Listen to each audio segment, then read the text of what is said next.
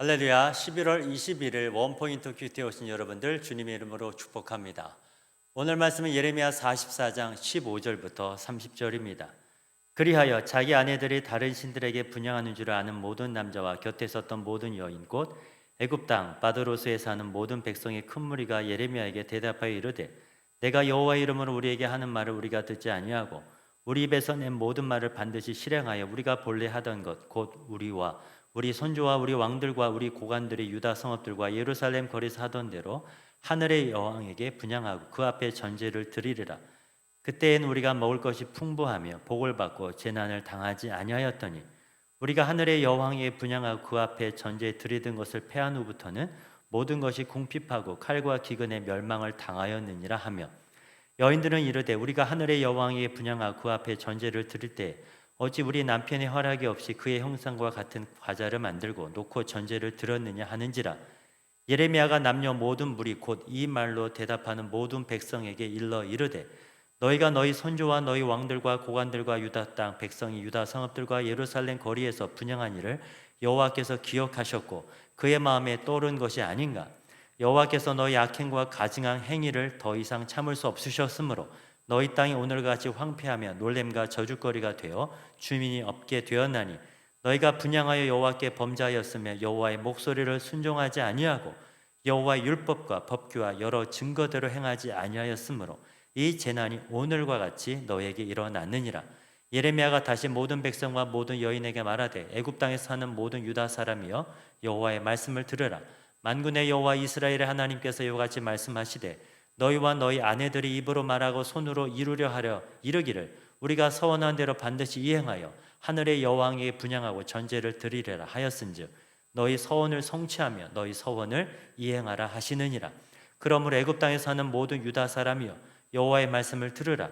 여호와께서 말씀하시되 보라 내가 나의 큰 이름으로 맹세하였은즉 애굽 온 땅에 사는 유다 사람들 입에서 다시는 내 이름을 부르며 주 여호와의 살아계심을 두고 맹세하노라 하는 자가 없으리라.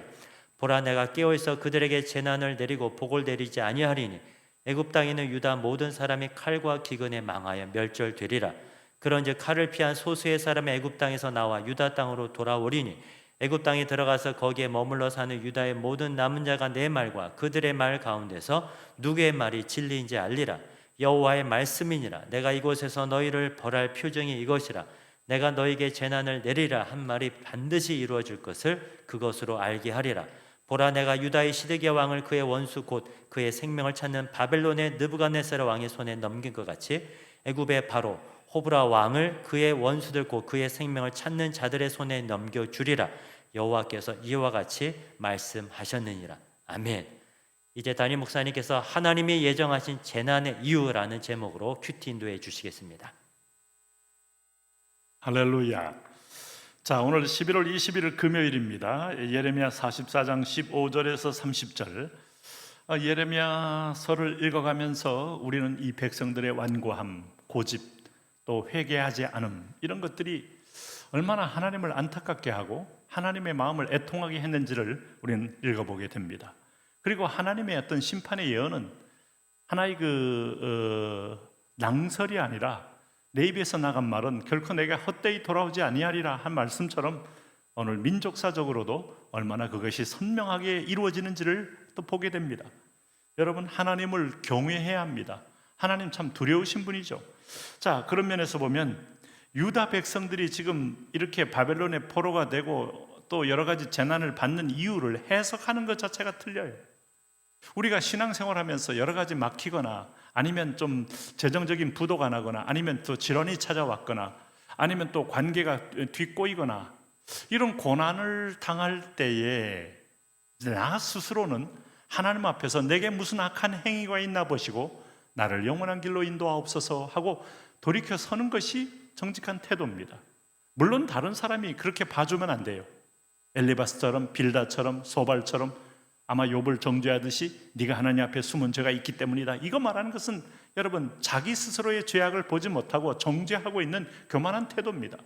그러나 내 자신은 하나님 앞에서 상대방이 범죄하여 넘어질 때라도 나도 두려워하고 두렵고 떨림으로 하나님 앞에서 자신을 살피라고 했어요. 이게 바른 태도입니다. 그런데 백성들은요, 이런 재난이 온 것을 오늘 엉뚱한 해석을 합니다. 17절에서 19절을 보면 계속해서 나오는 이름이 있습니다. 하늘의 여왕, 하나님이 아닙니다. 오늘 애굽 땅에 있는 오늘 귀신의 이름입니다. 오늘 백성들이 어떻게 보고 있습니까? 구원받은 백성이 이스라엘 땅에 정착하다가 우상을 숭배하다가 그렇게 많은 경고를 무시하고 있다가 바벨론 포로가 됐습니다. 그럼에도 남은 자에게 하나님이 계속해서 애굽 땅 본토 땅에 살라고 했습니다. 그런데 그 약속도 저버리고 애굽 땅에 올라오는 이들이 재난이 왔을 때 이렇게 해석합니다. 17절 보세요.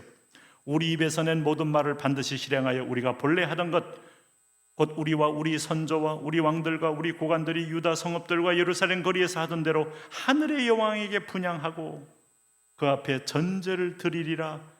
그때에는 우리가 먹을 것이 풍부하며 복을 받고 재난을 당하지 아니하였더니.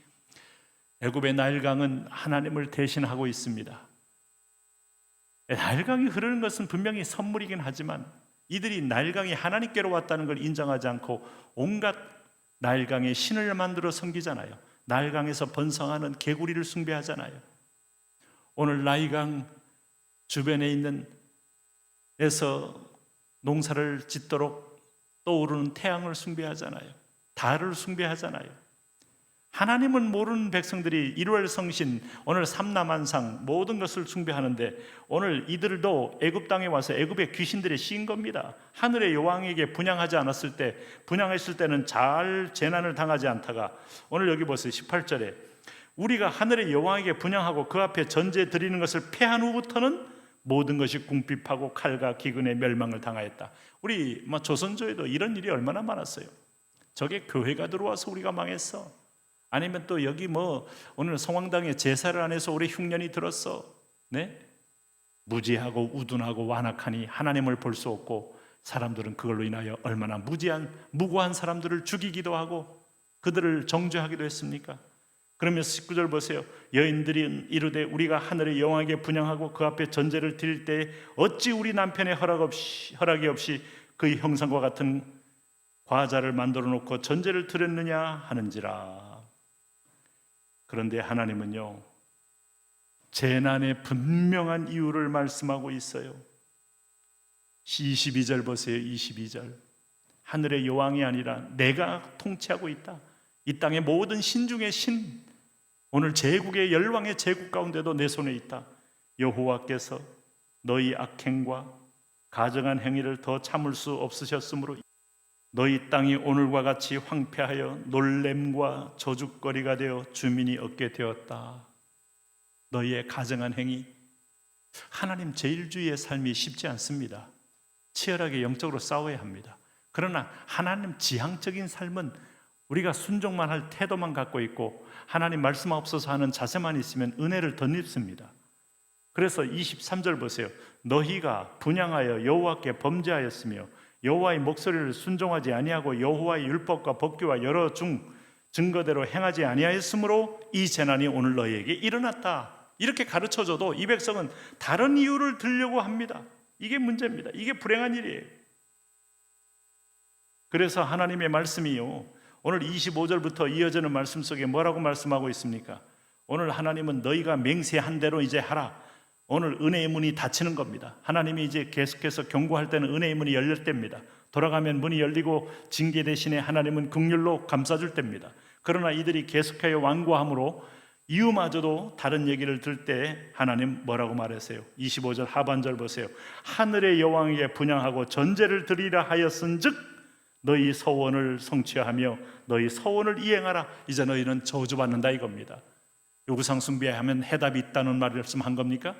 너희가 원한 대로 해봐라. 얼마나 너희에게 복이 있는지, 내가 배후에서 얼마나 이 하늘의 여왕을 내가 통제하며 너희에게 행과 불행을 지배하는 여호와인 줄 너희가 비로소 알게 될 것이다. 그 얘기하는 거예요. 그러므로 26절 보세요. 하반절에 유다 사람들의 입에서 다시는 내 이름을 부르며 주 여호와의 살아계심을 두고 맹세하노라 하는 자가 없으리라. 보라, 내가 깨어있어 그들에게 재난을 내리고 복을 내리지 아니하리니 애굽 땅에 있는 유다 모든 사람이 칼과 기근에 망하여 멸절하게 되리라. 이게 이제 몇 번째 얘기하고 있는 거니까 이제 마지막 경고를 하는 겁니다. 그런데 주님께서 뭐라고 말씀해요? 29절 보세요. 여호와의 말씀이니라. 내가 이곳에서 너희를 벌할 표징이 이것이라. 내가 너희에게 재난을 내리라 한 말이 반드시 이루어질 것을 그것으로 어떤 것으로 표징을 내가 한번 보여주겠다는 겁니다. 그 표징이 뭐예요? 바벨론의 느부갓네살 왕이 너희가 그렇게 의지하고 믿었던 애굽을 지배하게 된다. 그리고 애굽의 보좌에 바벨론 왕이 앉게 될 거다. 이게 내가 너희를 심판하는 징조가 될 거다. 정말 애굽이 바벨론이 애굽을 이길 수 있을까 하면서 이들은 애굽 편에 섰는데, 미국과 소련 속에 소련 줄을 섰는데 소련이 하루아침에 붕괴돼 미국과 중국 사이에 중국 줄에 섰는데 중국이 무너져. 하나님의 표징이 그렇게 나타날 수 있다 이 말입니다. 예를 들면 30절 말씀 보세요. 보라, 내가 유다의 시드기야 왕을 그의 원수 곧 그의 생명을 찾는 바벨론의 느부갓네살 왕의 손에 넘길 것 같이, 시드기야가 유다의 마지막 왕으로서 눈이 뽑히고 철사줄에 묶여서 질질 끌려갔잖아요. 애굽의 바로 호브라 왕, 실명이 거의 처음 나오는 왕이에요. 하나님이 이 애굽의 왕을 굳이 밝히는 이유는 바벨론 왕이 그를 지배하게 될 거라는 걸 분명히 보여주는 표징으로 삼기 때문이에요. 그의 생명을 찾는 자들의 손에 넘겨주리라. 여호와께서 이와 같이 말씀하셨느니라. 이미 바벨론이 애굽을 지배할 때는 이미 늦었어요.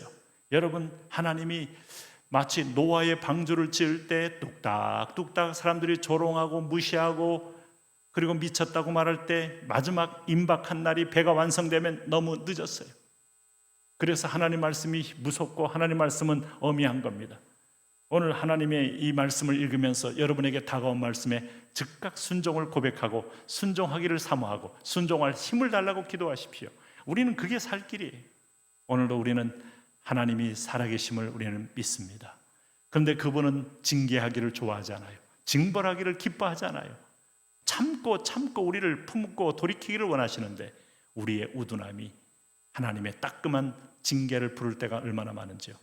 오늘도 하나님의 손을 바라보시면서 그 손이 축복의 손, 긍휼의 손, 나를 사로잡고 보호해 주는 손이 되기를 사모하십시오.